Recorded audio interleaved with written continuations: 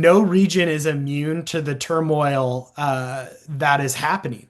And people are really starting to question democracy. From Nicaragua to Tunisia, Hungary to Myanmar, we are seeing a surge in authoritarian consolidation. What are the most pressing threats to democracy right now? The authoritarians are working together at a time when democracies are not working together. As someone deeply involved in global leadership and democracy promotion, how do you define the current state of democracy globally? Are we witnessing a tipping point or just another cycle of democratic ebb and flow that will just pass away over time? Well, I think if you look at the last 100 years or so, there's been waves of democracy. And I think that we are in another kind of challenge point in the progression of democracy where people are questioning if it's the right form of government. There are authoritarian leaders trying to turn democratic countries back to authoritarianism. And then you have this whole new platform with social media and the internet, which has provided an avenue for disinformation, for persuasion, and a lot of new opportunity for people to share their opinions. And with all of these factors combined, you have a stress test on democracy around the world. And I think historically, it's been by region. You've seen stress tests on democracy in the Western Hemisphere, then you've seen it in Asia, then you've seen it in Africa and in Europe. Now it kind of seems like it's a global phenomenon where no region is immune to the turmoil that is happening. And people are really starting to question democracy. And in a way, they're redefining it. Here in the Hmm. United States, you have democracy being associated more with tendencies that reduce freedom, that reduce free speech, but it's under the guise of democracy. And so I think we are at a turning point. We are at an inflection point, but I don't think it's all doom and gloom because there are many folks around the world who see the value of democracy, who see the value of being able to choose your leadership, to be able to choose the way that you live your life and not have it dictated to you. And I think at the end of the day, it's going to be a messy process, but we'll eventually get to a point where democracy prevails.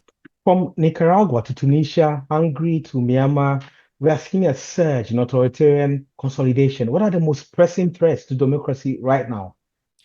Yeah, I think that's a great question. I think, I alluded to it earlier, but the internet and social media and Hmm. the rise of AI is a significant threat. And I don't think governments or civil society have fully harnessed the threat that it provides. And I think that people will really need to get on the winning side of this and be able to stop disinformation, to be able to stop the spread of online hate, because that is really fueling the ability for dictators and authoritarians to harness powers in a way they haven't before. They are currently winning the PR campaign, if you will, because they have such a stronghold and are so persuasive. And they're, I think, also able to do this because authoritarians are working together Hmm. in a way that we haven't seen in a long time, really since the Cold War. And democracies are not necessarily working together. There's a lot of fractures and alliances. Right now, you see a lot of concern between the United States and Europe on the transatlantic partnership. You see concerns between the West and countries in Asia like Japan and Taiwan. And so the authoritarians are working together at a time when democracies are not working together. And Hmm. so when you compound that with the rise of technology, AI, social media, you're in a position where the authoritarians have the upper hand and they have kind of the momentum behind them. Hmm. I think that over the next couple of years, the imperative is going to be on Democratic allies to work together and to not silo themselves because with a united front, democracy is always going to win out. Yeah. But if there's fractures in that united front, you're going to see the authoritarians moving up. I think also in the last couple of years, Putin's ability to go into Ukraine without much consequence, uh, the influence that Russia has had in the Middle East, China's influence in Africa, that's really been kind of unmatched by democracies in the Democratic Alliance, has also empowered those authoritarians in Tunisia, in Nicaragua, in Myanmar to be able to go and hold power because they see the support coming from global powers like Russia and China. Well, from the ground, we are facing a paradox. That's the increasing civic participation alongside shrinking civic space. How can Mhm. democracies address this contradiction? I think you've hit the nail on the head there. I think over the last couple of decades, civil society has grown tremendously. And you have more and more people becoming actors in the political environment and informal actors in the political environment. And that's a really, really good thing. But as you said, at the same time, now that space is shrinking. And I think that a good, healthy democracy needs to have the space to include everyone, to be big tent. You may disagree as a member of parliament, you may disagree with some of those ideas, but you need to give the space to those people and you need to make them feel seen and heard.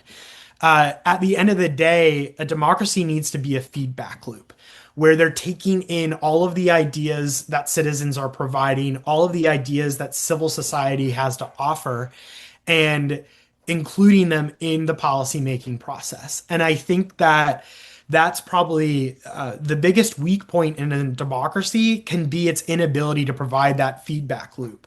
And to kind of just say on paper, we're a democracy, we include everyone, but they're not actually doing that. They're not actually going out and doing town halls with citizens. They're not opening up parliament and the executive branch and the courts to citizens. And so I think that there needs to be a stronger dialogue between government officials and civil society leaders about the mechanisms and the technicalities that should exist to have that dialogue. Because Mm, without that, you just turn into an authoritarian government. And mm, so I think that there needs to be conversations held at the highest levels about how civil society and citizens can be included in the policymaking process. And I think that the ownership of that lies in government, but the advocacy needs to be on civil society in order to do that. Well, talking about highest level, what innovations or leadership models have the McCain Institute, for instance, seen that are effectively countering democratic backsliding or reinforcing democratic resilience in countries under pressure? That's a phenomenal question. I think that the Institute and organizations in the West as a whole have tried not to take a one size fits all approach. I've now worked in international development for 10 years, and I've had the opportunity to work in over 35 countries and spend a lot of time in West Africa and South Africa, Asia, South America. And when we tried to work with organizations and governments, we always tried to have an adaptive model where it was not us coming in and saying, this is what works best. You should do this. It's much more taking the time to get to understand the local context and the local history, because every country is so unique. And there's a process that's already been going on in that country. And I think the best way is not to say, do away with that process. It's Mm, to build on it. And to introduce best practices at a theoretical level and not a prescriptive level. And so, what I've kind of seen throughout my career and what we try to apply at the McCain Institute is a personalized approach to working with leaders, whether they're in government, whether they're in civil society or journalists, that allows them to really see their own experiences, to understand the experiences that they've had in their own country, and to then grow and build off of those experiences in a way where we try to get people to focus on the other and not themselves. I think part of the downfall of democracy right now is that people come into leadership positions and it's all about them. It's all about getting elected to another term. It's all about getting on TV and Yeah. becoming friends with the rich and powerful in a country. And they may have come into power for very good reasons. And they may have been a civil society leader that had their sleeves rolled up and they were walking the streets and getting to know their citizens. But when they came to power, all of that kind of got thrown away. And so, what we really try to do is work with folks so that they understand that when they achieve their goals of getting elected or becoming the head of a nonprofit or a civil society group or an editor of a paper, that they don't forget about why it is they got into this work in the first place. Mm. And so, working with leaders at all levels and all backgrounds and trying to get them to remember that is the first step in putting people in power that are for the people and working for the betterment of the country and not just themselves. And I think Mm. that that's a core problem with democracy right now is all around the world you have very self-centered leadership. And so trying to work with leaders at an earlier age and instilling this idea of service over self and continuing that throughout their careers is one way in which we can really try to get back to leadership that is focused on the people and not just focused on the power aspect of it. I think that also may answer my next question, which is looking at the youth-led and the tech-driven movements that we are seeing in Kenya, in Serbia, and Hong Kong that are challenging traditional models of democratic engagement. So I just wanted to know what the McCain Institute is adapting in its global leadership programs to support such emerging actors. Yeah, I mean, I think I talked a little bit earlier about the negative aspects of tech, Mm. but we're also in an age where people who are 18 to 30 years old and a little bit older than that have come to age with technology. And it allows for a lot of creativity and opportunity. It can also be a detriment because it can allow people to harness technology for bad. And so I think we're at a place where we want to reach young people who are interested in leadership and interested in serving their country or their community, and rolling up their sleeves and getting in the weeds of this. And we want to work with them in a way that helps them understand the importance of civic engagement, and that they understand the importance of a democratic government so that not only are they going to be the next standard bearers of democracy, but that they're going to maybe do it in a better way than we could have ever imagined before. There's so much creativity and there's so much opportunity with technology right now. And this new generation has a lot of ideas. And it's kind of like we need to just point them in the right direction, give them the knowledge and the resources needed to be able to go out, become positive members of the community, and eventually get into leadership positions where they're able to take their ideas and do some good with them. And I think it's really important that, no matter if you're sitting in the US or you're sitting in Nigeria or Ghana or Myanmar, that you understand that it's important to invest in the people around you and to share the knowledge that you have. Yeah. Because if we don't do that, we're just going to continue to see this cycle that we've been of people coming into leadership and eroding democracy and eroding freedom and equality. Well, there's a growing skepticism about on U.S. Foreign policy, which has long promoted democracy abroad in many parts of Africa and Latin America, and even Asia. There's a lot of fear, if I can call it that. And how is the McCain Institute navigating this shift in perception while still supporting democratic institutions?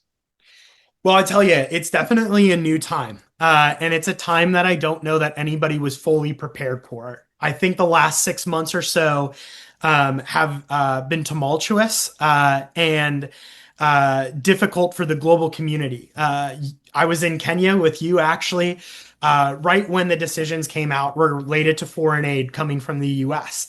And we started to hear right away from people in Kenya about the vast impact that this has, that it has impacts on economy, on public health, on democratic movements.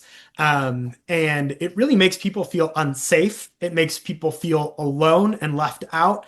And it has wide-ranging consequences around the world. And it also has consequences here at home. There's a lot of people who have dedicated their lives to do really great work abroad to try to uplift the ideas of democracy and to work hand in hand with people all around the world to make it a better place. And so it's had a lot of impact. And I think the Institute will continue to do the work that we've done. I would say it's a lonelier fight with what we're doing. We have less partners, we have less resources, but we're committed to taking the legacy of Senator McCain, which was showing up in a place like Myanmar or Ukraine and standing hand in hand with people who were fighting for democracy and pushing back against authoritarianism. We're committed to doing that still. It's definitely a different landscape and it does change the impact that we'll have. But it's something that's really, really important to us. And we also firmly believe that a strong America is an America that is working with allies around the world, whether those are states or non-state actors in Venezuela or Myanmar who are still pushing back against authoritarianism. And we'll continue to do that. And I think we'll continue to work with folks here in the United States to highlight the importance of an active America abroad and an active America in foreign aid. And we'll continue to have those conversations, whether they're on Capitol Hill or out in communities like Wisconsin and Arizona. And we'll really try to do that so that the American people know that there's still a strong need and it's a good thing for America. But I'd like Mm. to end that question Yeah. by saying that I think it also provides an opportunity for folks in the global South to step up. Not that you haven't already been Mm. stepping up, but to really take ownership and take the training wheels off the bike, so to speak, Mm. and step into these leadership roles and continue to advocate and continue to do the work that you were doing in partnership with USAID or the State Department or a foundation. Mm. Because I've had the great fortune to interact with people all around the world, and you are the folks that know you're the community, know your communities the best. You're the folks that have the skill set needed to make the positive change and to make it change that lasts a very long time and is not dependent on a country like the United States being there to keep it upright. And I think that now is the time, it's been forced upon folks, but now is the time to do that and to do what you can. And I know it's doing more with less resources, but you've got to do everything you can to keep fighting for the things that you were fighting for before January 20th. Well, we see non-democratic powers like China and Russia offering alternative governance models. Also, we see some democratic innovations in the global south. For instance, the participatory budgeting in Brazil or the digital Mhm. democracy in Taiwan. Are there any lessons for the United States that to learn from these other models or other alternatives? There's so many lessons to learn. And you know, it used to be a couple of years ago where I would go on a USAID project to a place like Guatemala. And the Guatemalans would say, "You've had 250 years of democracy. We're kind of new at this. I don't know that there's much that we can learn from you." Well, I think in the last couple of years, the United States has kind of been humbled. Our democracy has gone through quite a bit, and we continue to see a lot of change. And some of that change may ultimately be for the better, some of it may be for negative. We don't know yet. But we are now kind of on an equal footing with a lot of countries around the world. And instead of us providing insight, we are now asking our partners like Taiwan, like Brazil, for advice. How do you deal with these changes? How do you deal with distrust in the electoral process? Things that we never really had to deal with before, but countries all around the world have dealt with since their inception and since they adopted democracy. And so there's a lot of learning for the United States. I think, the willingness from organizations like the McCain Institute is certainly there to learn and adapt and try to then make our own democracy here in the United States better. I think that our political parties could do a much better job of looking outward and learning from some of these case studies going on around the world.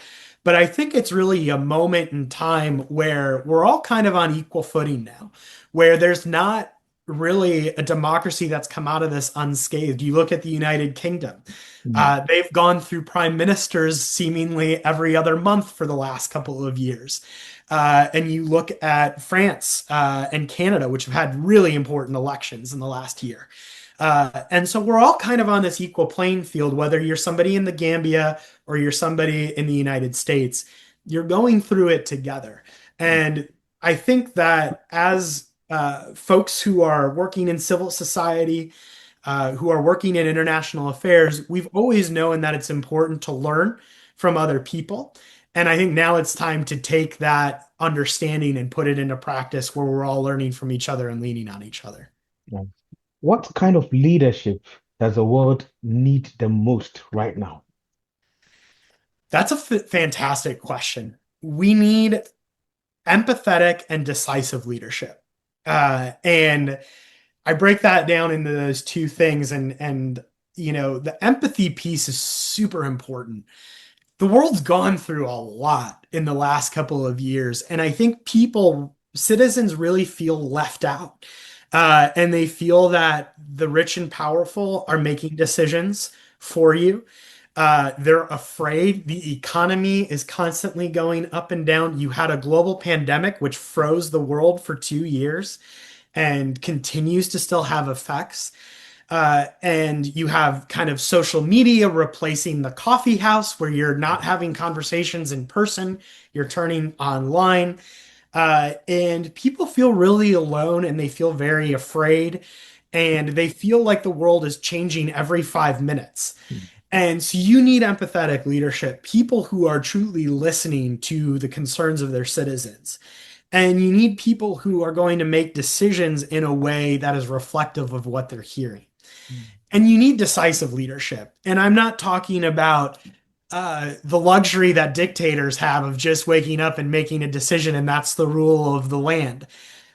Too often, I think we are stuck in debate. We're debating on climate change. We've been debating on climate change since the early 1990s. We're debating on the benefits of NATO. We're debating on the benefits or detractions of tariffs. And we're not making decisions. And here in the United States, you have this where Congress, the legislature, is unable to move legislation, basic legislation. And it's because there's not that decisiveness to just go ahead and do something. We're consumed by making sure that the leader of the party approves of it or the people as a whole will approve of it and I'll be able to keep my seat of power because I did what they wanted. mm, And we're moving away from an era of decisiveness, and that's causing democracy to become even more inefficient and for people to be like, hey, wait a second, China can build us this road, this convention center, this new port, and they just come in and do it.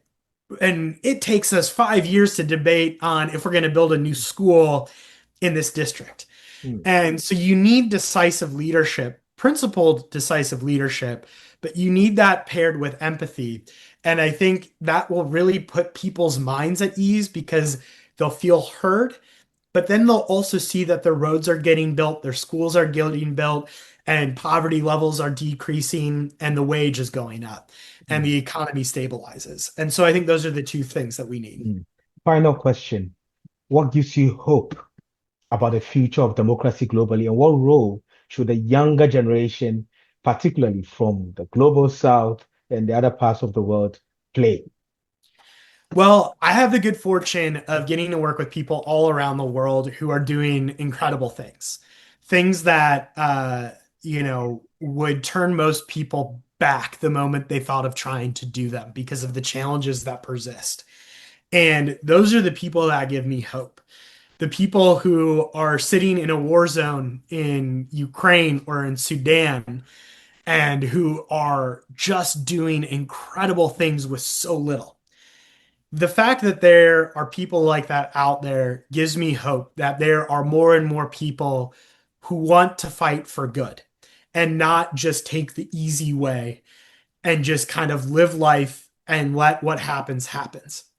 And I think that there's a lot of young people who are called to activism at an early age or are called to service at an early age. And it's imperative that this new generation, Gen Z, and the generation that follows, understand that they can make the world a better place, that they don't have to be born into the best family, they don't have to go to the best schools, that they can make change if they have good ideas and they go about implementing them the right way. And so I really think you asked me at the top of this, is democracy at a tipping point? It could be. It could be at a point where in the next decade, we see a lot more authoritarianism and a lot less democracy. But it's going to be up to this next generation to have their voice heard and make that decision of how involved they want to be. And I would say that if there are young folks tuning into this, there's a lot of resources for you. Mm. There's a lot of folks in your community that will support you. There's a lot of organizations that will support you, and there's a lot of programs that will support you. So if you have an idea and you think that it might be good, you have a network of folks out there to help you get this across. But it is at a point in time where we have a lot of hope, but it's a point where people need to step up and do the right thing and put everything they have, their heart and soul, into trying to make their community and their country and the global community better.